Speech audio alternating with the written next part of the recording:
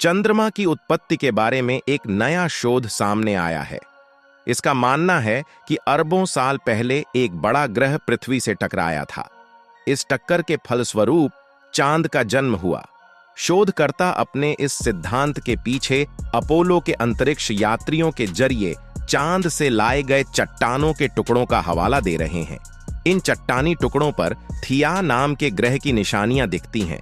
शोधकर्ताओं का दावा है कि उनकी खोज पुख्ता करती है कि चंद्रमा की उत्पत्ति टक्कर के बाद हुए भारी बदलाव का नतीजा थी। ये अध्ययन एक साइंस पत्रिका में प्रकाशित हुआ है। वैसे ये कोई नया सिद्धांत नहीं है। ये पहले से माना जाता रहा है कि चांद का उदय खगोलीय टक्कर के परिणाम स्वरूप हुआ था।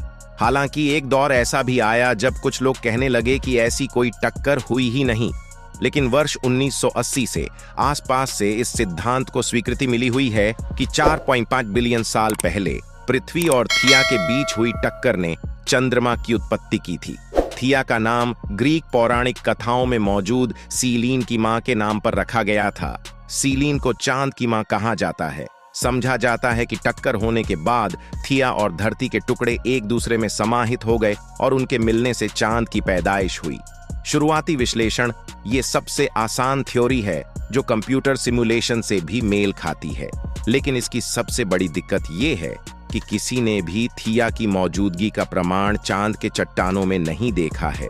चंद्रमा पर बेशक थिया के निशान मिले हैं, लेकिन इसकी संरचना आमतौर पर पृथ्वी सरीखी है। अध्ययनकर्ताओं की टीम के अगुवा यूनिवर्सिटी ऑफ गॉटिंगेन के डैनियल हेवार्ट्स के अनुसार अब तक किसी को इस टक्कर सिद्धांत के इतने दमदार सबूत नहीं मिले थे।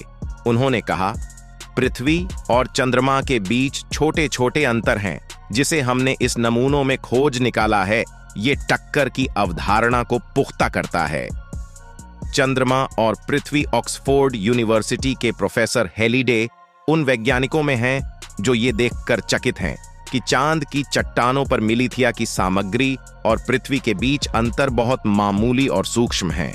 ओपन यूनिवर्सिटी के डॉक्टर महेश आनंद इस शोध को रोमांचकारी बताते हैं, लेकिन वह ये भी कहते हैं मौजूदा तथ्य चांद के लाए गए महज 3 चट्टानी नमूनों के आधार पर निकाला जा रहा है।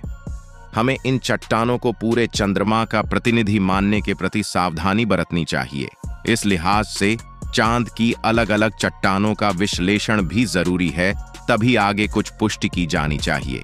कुछ और सिद्धांत बताते हैं कि चांद और पृथ्वी की संरचनाएं लगभग एक जैसी क्यों हैं, क्योंकि टक्कर से पहले पृथ्वी और अधिक गति से घूमती थी। एक और सिद्धांत यह है कि थिया आकार में कहीं ज्यादा बड़ा ग्रह था। ऐसी और जानकारी जानने के लिए हमारे चैनल को सब्सक्राइब करें। Thanks for watching.